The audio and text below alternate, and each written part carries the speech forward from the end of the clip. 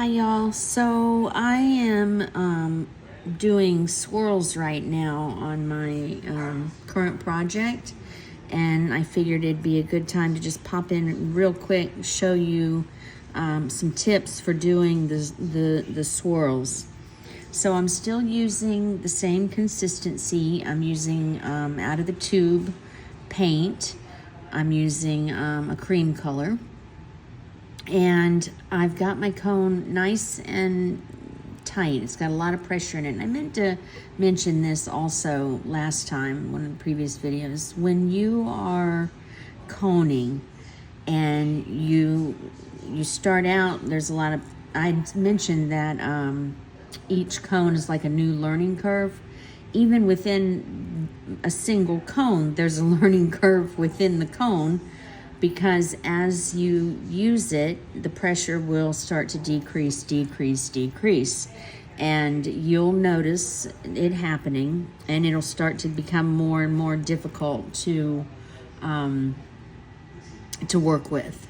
And so what you want to do is, if you can take the tape that you have put around, I usually take like a little pair of scissors and just cut along the side of the tape and unroll this part of the cone, and then roll it back down tighter so that it's just kind of like I'm re-rolling the last part of when you're rolling your cone, the sealing it part.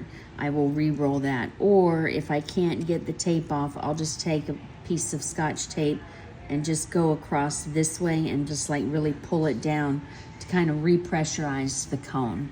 If none of that works and your cone is deflated, don't try to keep working with it like that. It'll not end well. Just cut the tip off, roll a new cone, cut the tip off of the old one, squirt the old one into the new one, and top it off with more paint and seal it. And then you have just a brand new cone. But when you're doing swirls, you want to have a cone that's working really well for you, because obviously you're doing more intricate stuff with it, and so the last thing you want to be doing is fighting with your cone while you're trying to do that.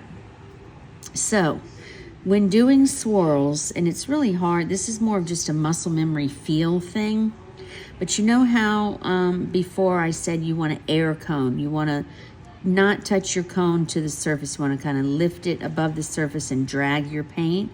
When doing a swirl, you actually do want to get, I'm not saying drag the surface of the cone along, or the point of the cone along the surface, but I'm saying get really close to the surface so that you're almost skimming it.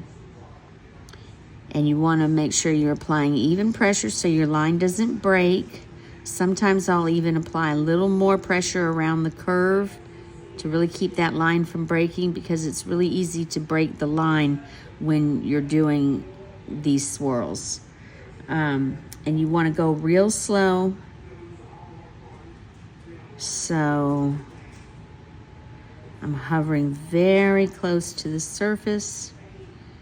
Sometimes I'll even touch the surface if it feels like my line's getting ready to break. I might tap the surface to reestablish the connection between the paint and the board.